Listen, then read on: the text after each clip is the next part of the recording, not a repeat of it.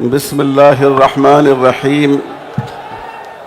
الحمد لله رب العالمين، والصلاة والسلام على سيد الأنبياء والمرسلين وعلى آله وصحبه أجمعين ومن تبعهم بإحسان إلى يوم الدين.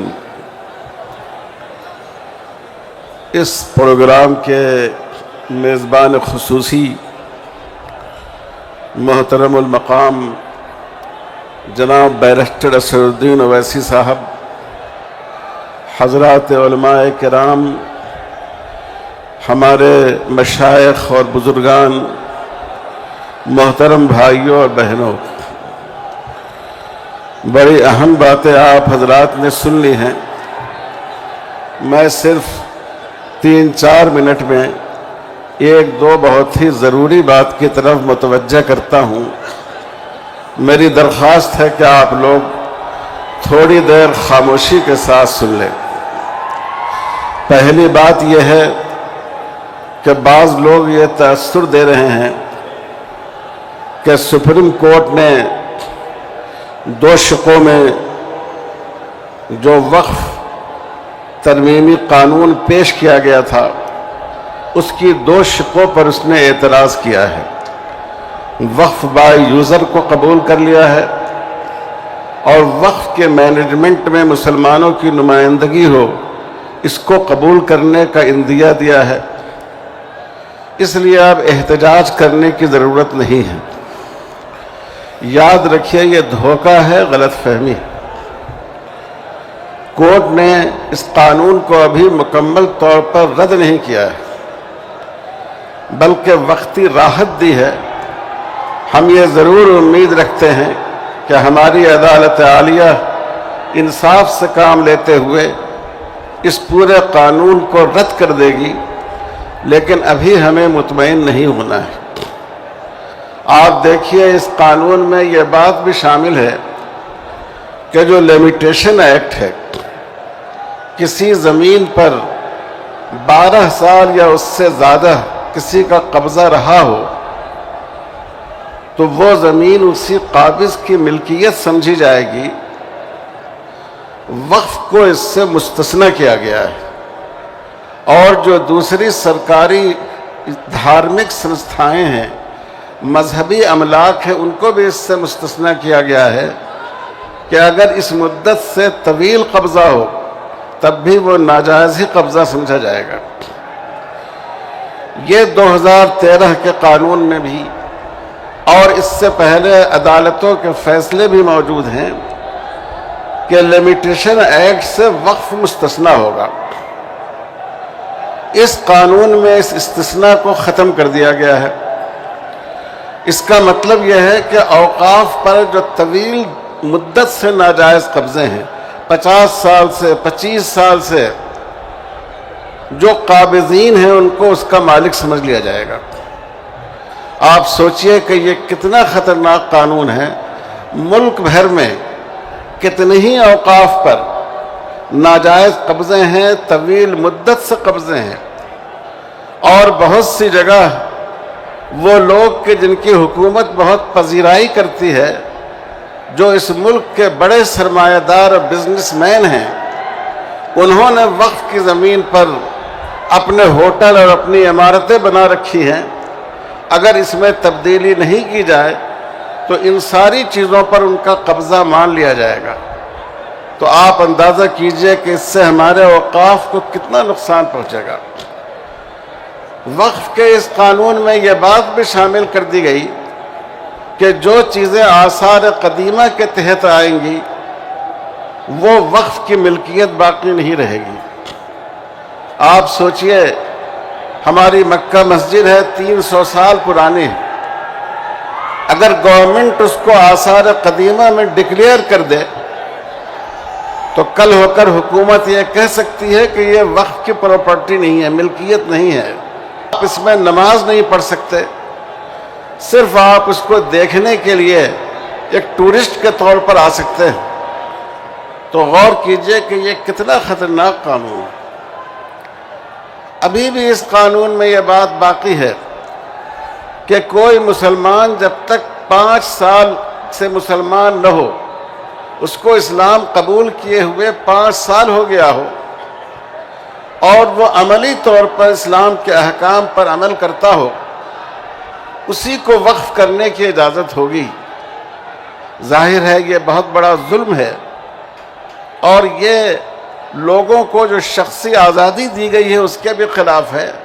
اگر کوئی شخص آج مسلمان ہوتا ہے، اللہ نے اس کو بہت ساری دولت دے رکھی ہے، اور وہ چاہتا ہے کہ اپنی آخرت کے لیے اپنی املاک کے کچھ حصے کو وقف کر دے، تو اس قانون کے تحت وہ وقف نہیں کر سکتا۔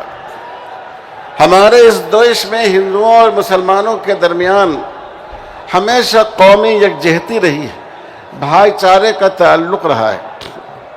بہت سے مسلمانوں نے ہندو سنستھاؤں کے لیے اپنی زمینیں دان کی ہیں۔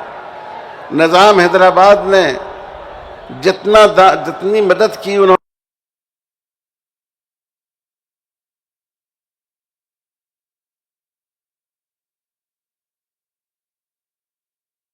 نے اپنی مسلمان رعایا کے لیے بہت سی چیزیں وقف کی ہیں، زمینیں وقف کی ہیں، مسجدیں بنوائی ہیں، مسافر خانے بنوائے ہیں۔ اس قانون کے تحت ہمارے ہندو بھائیوں اور دوستوں نے جو وقف کیا ہو وہ سب وقف کے دائرے سے باہر نکل جائے گا۔ یہ میں نے چھوٹی چھوٹی مثالیں دی ہیں، اس لیے ہرگز غلط فہمی کا شکار نہیں ہوئی ہے۔ ابھی اس قانون میں کوئی بدلاؤ نہیں آیا ہے، اور یہ ایسی چھوٹے چھوٹے بدلاؤ سے ہمارا مسئلہ حل ہونے والا نہیں ہے۔ اس لیے عزم کیجئے، ارادہ کیجئے کہ جب تک یہ پورا قانون مسترد نہیں ہو جائے ہم اپنا یہ احتجاج جاری رکھیں گے انشاءاللہ۔ احتجاج جاری رکھیں گے آپ لوگ انشاءاللہ۔ انشاءاللہ۔ دوسری بات آپ حضرات سے یہ عرض کرنی ہے، all India Muslim personal law board تمام مسلمانوں کا متفق علیہ پلیٹ فارم ہے۔ یہ امت کی وحدت اور اجتماعیت کی علامت ہے۔ آپ اس ڈائس پر دیکھیے، اس میں سنی بھی ہیں، اس میں شیعہ بھی ہیں، اس میں حنفی بھی ہیں اور اہل حدیث بھی ہیں، اس میں تبلیغی جماعت کے احباب بھی ہیں، جماعت اسلامی کے احباب بھی ہیں، اس میں ہمارے مشائخ اور مختلف درگاہوں کے قابل احترام سجادے بھی ہیں، علماء اور مفتیان بھی ہیں۔ یہ all India Muslim personal law board کی دین ہے۔ حکومت بھی چاہتی ہے اور حکومت کے کارندے بھی چاہتے ہیں کہ اس بورڈ کی قوت ٹوٹ جائے اور آپ کے دلوں سے اس کے اعتماد کو ختم کر دیا جائے۔ افسوس ہے کہ ہمارے بہت سے مسلمان نوجوان اپنی نادانی میں سوشل میڈیا کے ذریعے مسلم پرسنل لاء بورڈ کو بے وزن کرنے کی کوشش کر رہے ہیں، ان کے خلاف جھوٹے پروپیگنڈے کر رہے ہیں، یا جھوٹے پروپیگنڈوں کو بغیر سوچے اور تحقیق کیے اس کی تائید کر رہے ہیں۔ آپ اس فتنے سے باخبر رہیے، اس سے متنبہ رہیے۔ یہ آپ کی بہت بڑی طاقت ہے۔ ہماری طاقت ہتھیار نہیں ہے، ہماری طاقت 2 چیزیں ہیں، ہمارا ایمان اور ہمارا اتحاد۔ اگر ہماری یہ طاقت ٹوٹ گئی تو نہ ہم اپنی شریعت کو بچا سکیں گے، نہ اپنے عقیدے کو بچا سکیں گے، اور نہ ہم اپنے دین کی حفاظت کر سکیں گے۔ اس لیے میں خاص کر نوجوانوں سے اور جو لوگ سوشل میڈیا پر رہتے ہیں ان سے درخواست کرتا ہوں کہ خدا کے لیے مسلمانوں کے دشمنوں اور فرقہ پرست طاقتوں کی سازش کا شکار نہ ہو جائیے۔ تیسری بات بھائیو یہ عرض کرنی ہے، ہمارے اسد الدین اویسی صاحب نے پارلیمنٹ میں بہترین خطاب کیا اس موضوع پر، اور بھی بہت سے لوگوں نے، بہت سے ہمارے غیر مسلم ارکان پارلیمنٹ نے بھی بہت اچھی تقریریں کی۔ یہ تقریریں یوٹیوب پر نشر ہوئیں، مجھے بعض لوگوں نے دکھایا کہ یہ تقریریں جو موجودہ قانون وقف کے خلاف ہیں، ان پر جو مخالفین ہیں، جو فرقہ پرست ہیں، ان کے کامنٹ ہزاروں کی تعداد میں، اور جو ہمارے لوگ ہیں ان کی تائید میں ان کے کامنٹ نہ ہونے کے درجے میں۔ اسی طرح جب کوئی تقریر مسلمانوں کے خلاف، شریعت کے خلاف، مسلم پرسنل لاء کے خلاف کی جاتی ہے اور اس کو سوشل میڈیا پر ڈالا جاتا ہے، تو یہ نفرت کے سوداگر اور فرقہ پرستی کا بیج بونے والے وہ اپنے کامنٹ کے ذریعے اس کو تقویت پہنچاتے ہیں۔ دیکھنے والا سمجھتا ہے کہ یہی رائے عامہ ہے۔ میں درخواست کرتا ہوں نوجوانوں سے، اپنے پڑھے لکھے بچوں سے، کہ یہ چھوٹا سا کام ہے لیکن اس کے ذریعے آپ اپنے موقف کو تقویت پہنچا سکتے ہیں۔ جب کوئی آواز وقف کے اس ناجائز قانون کے خلاف اٹھے، آپ بڑی تعداد میں اپنی تائید کے کامنٹ اس پر دیجئے تاکہ دیکھنے والے یہ محسوس کریں کہ اس ملک میں انصاف پسند اور سنجیدہ لوگوں کی اکثریت یہ اس کو پسند نہیں کرتی۔ اور جب کوئی نفرت کا بول آئے تو آپ دلیل کے ساتھ مختصر الفاظ میں اس کی تردید کیجئے، چونکہ یہ زمانہ اسی کا ہے۔ رسول اللہ صلی اللہ علیہ وسلم نے نبوت کے بعد صفا کی پہاڑی سے اپنی نبوت کا اعلان فرمایا اور لوگوں کو توحید کی دعوت دی۔ چونکہ اس زمانے کا میڈیا یہی تھا، پورے مکہ کو اگر کوئی بات پہنچانی ہوتی تو صفا کی پہاڑی سے لوگ اس کا اعلان کرتے تھے۔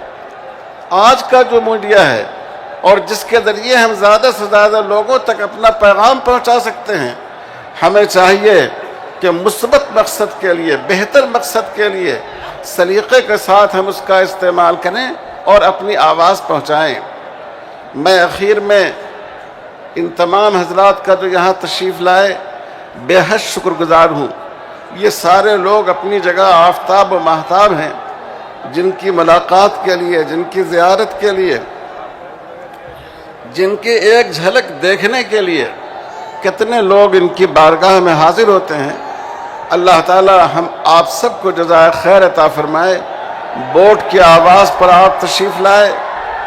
ہم اس اسٹیج سے خاص کر اپنے ان غیر مسلم بھائیوں کا اور ان اپوزیشن پارٹیوں کا بھی شکریہ ادا کرتے ہیں بورڈ کی طرف سے، جنہوں نے اس مسئلے میں پوری قوت کے ساتھ مسلمانوں کی تائید کی اور رات کے 3 بجے تک انہوں نے اپنی نیند خراب کی لیکن پارلیمنٹ میں موجود رہے۔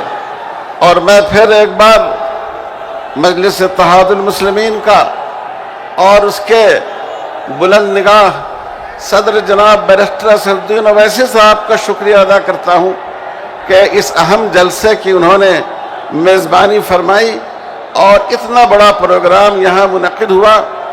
اگر حکومت کے پاس آنکھیں ہوں گی اور اس کی بینائی ختم نہیں ہوئی ہوگی تو وہ اس مجمع کو دیکھ کر ضرور سمجھ سکے گی کہ مسلمان کیا چاہتا ہے اور مسلمانوں کی دل کی آواز کیا ہے۔ اللہ تعالی ہم سب پر رحم فرمائے، اس ملک میں اپنی پہچان اور شناخت کے ساتھ مسلمانوں کو زندگی گزارنے کا اور رسول اللہ صلی اللہ علیہ وسلم کے دامن نبوت کو اپنے ہاتھوں میں تھام کر جینے کا موقع عطا فرمائے۔ وصلی اللہ علی خیر خلقہ محمد وعلی آلہ وصحبہ اجمعین والحمد للہ رب العالمین۔